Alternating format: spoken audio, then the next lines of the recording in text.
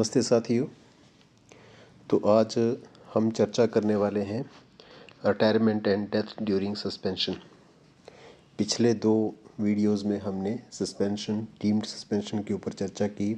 Suspension किस प्रकार से रहती है, रिवोक किस प्रकार से होता है, और उसके बाद हमने चर्चा ये की कि सस्पेंशन के दौरान किसी एम्प्लॉय को क्या पे किया जाता है और उस जो पेमेंट है जिसको कि सब्सिस्टेंस अलाउंस के नाम से हम जानते हैं, उसमें से क्या क्या रिकवरीज होंगी। और सस्पेंशन के दौरान जो सब्सिस्टेंस अलाउंस है वो डिक्रीज़ इंक्रीज किस प्रकार से होता है, उसका रिव्यू किस प्रकार से होता है, इन सारी बातों को पिछले 2 वीडियोस में हमने चर्चा किया है। तो आज सस्पेंशन के दौरान ही अगर किसी की रिटायरमेंट होती है या किसी की डेथ हो जाती है तो उसको इस वीडियो में हम चर्चा करेंगे। रूल्स के बारे में हम जानते हैं, CCS रूल्स 1965 और fundamental rules FRSR part first, इसके अंतर्गत इसको रेगुलेट किया जाता है। तो आज के इस वीडियो में हम चर्चा करेंगे कि हम सभी जानते हैं कि जब कोई व्यक्ति रिटायर होता है तो उसमें उसकी जो सर्विस है, उसका जो पीरियड है, उसकी जो वेरीफाइड पीरियड है वो उसके लिए काउंट रहता है और उसके आधार पर पेंशन का निर्धारण रहता है। तो सस्पेंशन का जो पीरियड है उसको किस प्रकार से काउंट किया जाएगा उसको हम डिस्कस करेंगे। अगर कोई एम्प्लॉई सस्पेंशन के दौरान रिज़ाइन करता है उसको भी हम चर्चा करेंगे। रिटायरमेंट सुपरएनुएशन अगर सस्पेंशन के दौरान होती है वो एक टॉपिक आज की वीडियो का रहेगा। रिटायरमेंट बेनिफिट्स क्या रहेंगे, और अगर किसी एम्प्लॉय की सस्पेंशन के दौरान ही डेथ हो जाती है तो उसको किस प्रकार से डील किया जाता है, इन 5 टॉपिक्स को हम आज के वीडियो में चर्चा करेंगे।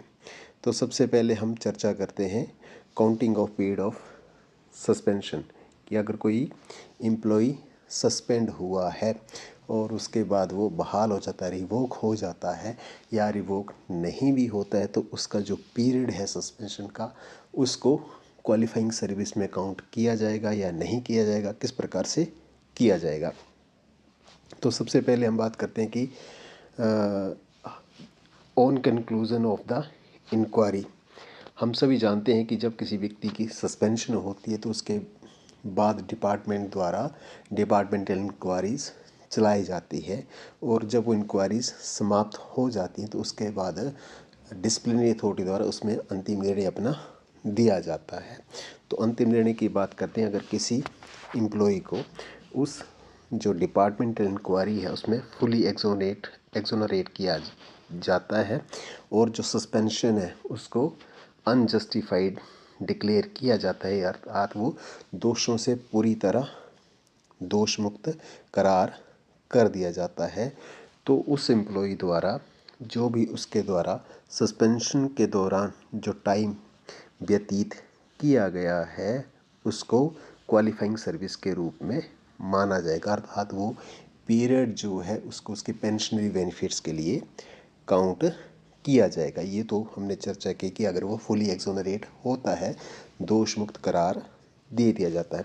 परंतु यदि कोई ऐसा एम्प्लॉय जिसके विरुद्ध कोई पेनल्टी इम्पोज होती है तो उस स्थिति में अथॉरिटी जब उसको बहाल करती है या उसके विरुद्ध जब कोई एक्शन लेती है तो उस स्थिति में अथॉरिटी को उन ऑर्डर्स में ये डिक्लेयर करना होता है कि उसका जो सस्पेंशन का जो पीरियड है वो क्वालिफाइंग सर्विस के लिए काउंट होगा या नहीं होगा, अगर होगा तो कितना होगा, क्योंकि उसकी जो पेंशन का निर्धारण है वो भी उस पीरियड जो वो पीरियड है वो उस पेंशन निर्धारण के लिए मायने रखता है। तो अथॉरिटी उसमें ये डिक्लेयर करती है कि इसका ये पीरियड एम्प्लॉय का सस्पेंशन के लिए काउंट किया नहीं जाएगा, अगर किया जाएगा तो कितना किया जाएगा, अगर वो उसके ऊपर कोई पेनल्टी इम्पोज की जाती है।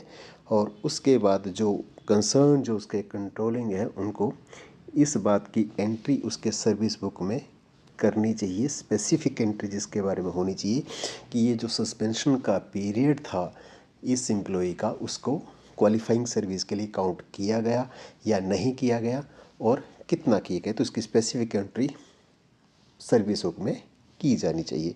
अब हम बात करते हैं रेजिग्नेशन ड्यूरिंग सर्विस कि कोई एम्प्लॉय अगर उसको लगता है कि मेरे को सर्विस से रिज़ाइन कर देना चाहिए तो उस रिज़ाइन को किस प्रकार से वो कर सकता है और सरकार या डिसिप्लिनरी अथॉरिटी उसके ऊपर क्या एक्शन लेती है।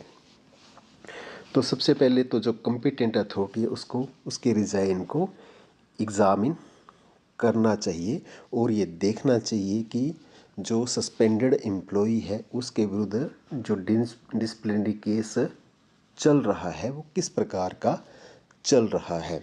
साथ ही साथ उसको ये देखना चाहिए कि क्या उसके जो रेजिग्नेशन है उसको एक्सेप्ट करना पब्लिक इंटरेस्ट में रहेगा या नहीं रहेगा।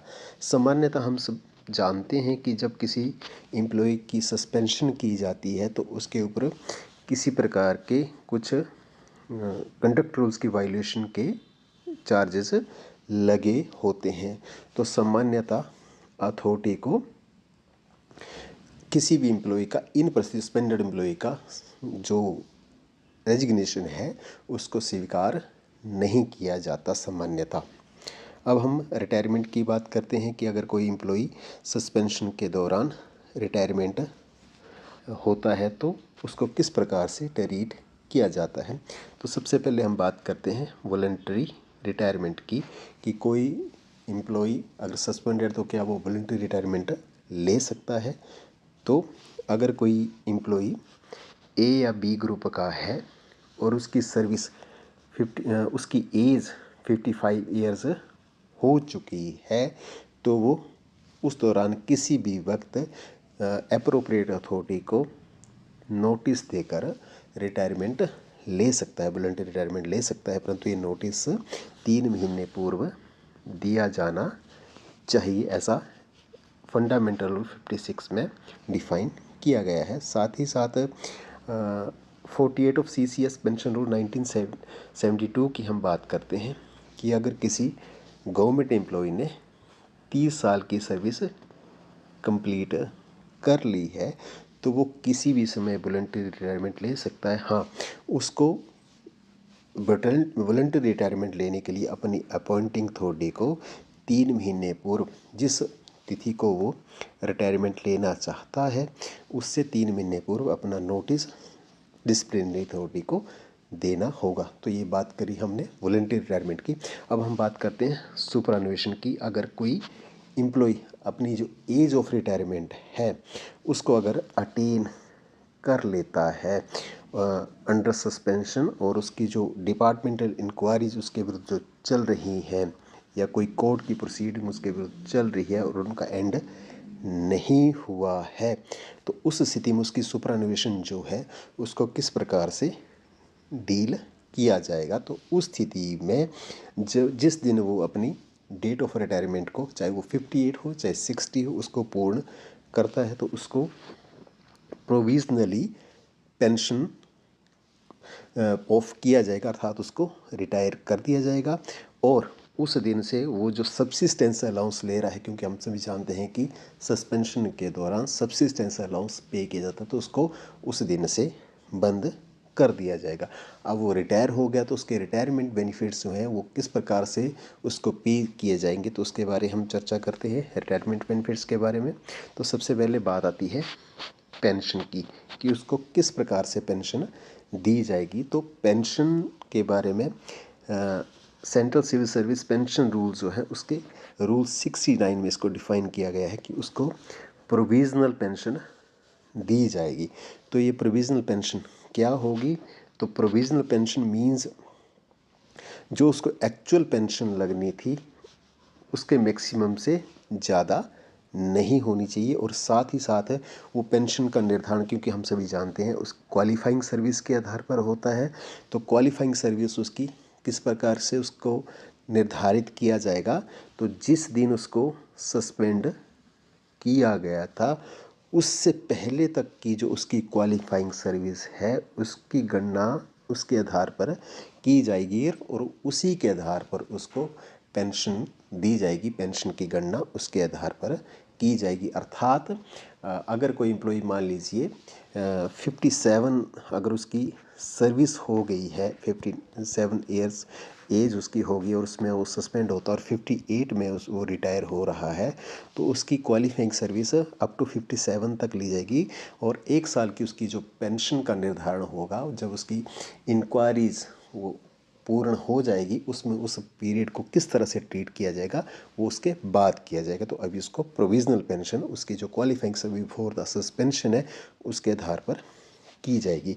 ग्रेच्युटी की बात हम करते हैं कि ग्रेच्युटी उसको किस प्रकार से पे की जाएगी। तो रूल्स ये कहते हैं कि उसको अभी कोई ग्रेच्युटी पे नहीं की जाएगी जब तक कि उसके विरुद्ध जो प्रोसीडिंग्स चल रही है वो समाप्त नहीं हो जाती, उनका कंक्लूजन नहीं हो जाता और अथॉरिटी द्वारा फाइनल ऑर्डर इशू नहीं कर दिए जाते। अर्थात सस्पेंडेड एम्प्लॉय जब रिटायर होगा तो उसकी ग्रेच्युटी जो है वो सरकार द्वारा विद हेल्ड रखी जाएगी।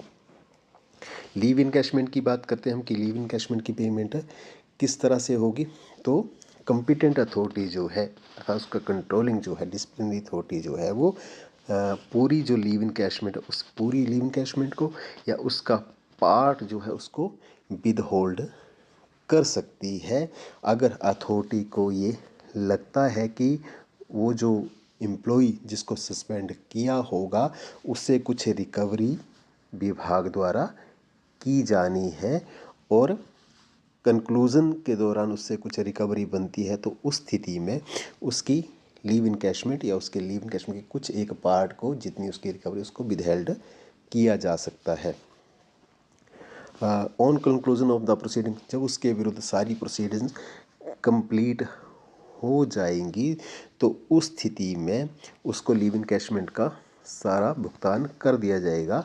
साथ ही साथ अगर उसका कोई अमाउंट है जो कि गवर्नमेंट को जाना है तो उसके एडजस्टमेंट करके उसमें से लेस करके उसको पे कर दिया जाएगा। तो इस प्रकार से जो उसके पेंशनरी बेनिफिट्स है उसका निर्धारण किया जाएगा। एक हमने यहाँ पे चर्चा की कि उसको प्रोविजनल पेंशन पे की जाएगी, उसका जो सस्पेंशन से पहले का जो पीरियड, उसकी क्वालिफाइंग सर्विस उसके आधार पर आंकी जाएगी।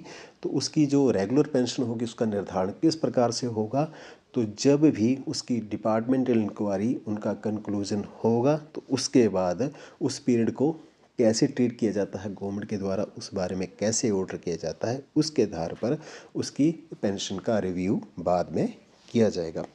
अब हम बात करते हैं कि डेथ वाइल अंडर सस्पेंशन। मान लीजिए कोई एम्प्लॉय सस्पेंडेड है और सस्पेंशन के दौरान ही उसकी मृत्यु हो जाती है और अभी तक उसकी जो डिसिप्लिनरी प्रोसीडिंग है या कोर्ट की जो प्रोसीडिंग है वो उनका अंत नहीं हुआ है, तो उस स्थिति में वो उसको कैसे डील किया जाएगा।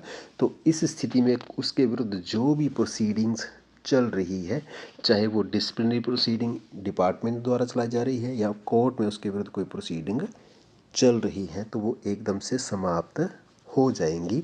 डेथ का कारण उसमें लगा कर कि उसको अभी, यानी एक किस्म से वो फुली उनसे एक्सोनरेट हो जाएगा।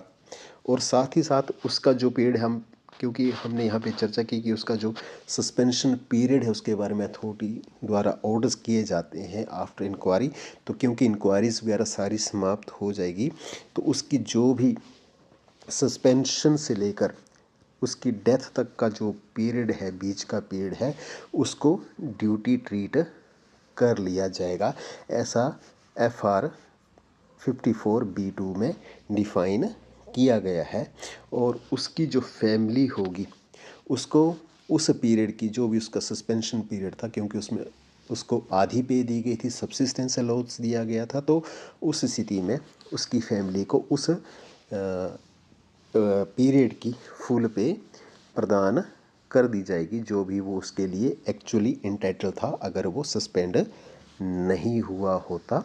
और साथ ही साथ उसकी जो भी पेंशन बनती है, जो उसकी क्वालिफाइंग सर्विस बनती है, उसके आधार पर फैमिली पेंशन, डेथ ग्रेच्युटी और लीव इनकैशमेंट जो भी उसकी बनती है उसको वो पे कर दी जाएगी। अर्थात जब भी कोई एम्प्लॉय सस्पेंड हुआ है और उसकी सस्पेंशन हो जाती है तो एक अनसस्पेंडेड जो केस है, अगर कोई व्यक्ति सस्पेंड नहीं हुआ है और उसकी मृत्यु होती तो उसी तरह इस केस को भी डील किया जाएगा।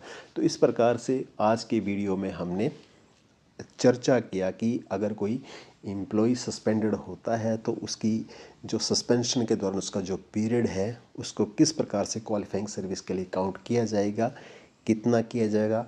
वो वॉलंटरी रिटायरमेंट लेना चाहता है तो किस प्रकार से ले सकता है, उसका रेजिग्नेशन अथॉरिटी द्वारा स्वीकार किया जाएगा या नहीं किया जाएगा। साथ ही साथ अगर वो सुपरानुएट हो रहा है, अगर वो जो कंपल्सरी डेट ऑफ रिटायरमेंट है, चाहे वो 58 है चाहे वो 60 है, उसको पूर्ण करके वो रिटायर हो रहा है तो उस स्थिति में उसको रिटायर किस प्रकार से किया जाएगा और साथ ही साथ उसके जो रिटायरमेंट बेनिफिट्स होंगे वो किस प्रकार से उसको पे किए जाएंगे। और अगर किसी एम्प्लॉय की सस्पेंशन के दौरान ही डेथ हो जाती है तो उस स्थिति में उसके पेंशन के निर्धारण किस प्रकार से किया जाए, उसको फैमिली पेंशन, उसकी फैमिली को रिटायरमेंट बेनिफिट्स किस प्रकार से दिए जाएंगे। इन 4-5 बातों को हमने आज के वीडियो में डिस्कस किया। आशा है आपको ये जानकारी लाभकारी लगी होगी। साथ ही साथ इस वीडियो में इसके जो डिस्क्रिप्शन में इसमें जो पूर्व के वीडियो हैं सस्पेंशन को लेकर, सब्सिस्टेंस को लेकर, उसका लिंक भी इस वीडियो में शेयर किया जा रहा है। तो आशा है आपको ये जानकारी लाभकारी लगी होगी। मेरा आपसे निवेदन है कि इस वीडियो को अधिक से अधिक कर्मियों से, अधिक से अधिक ऑफिशियल से शेयर करें ताकि हमारी जो गवर्नमेंट टू गवर्नमेंट सर्विस है, गवर्नमेंट टू एम्प्लॉय सर्विस है, वो बेहतर बन सके। धन्यवाद।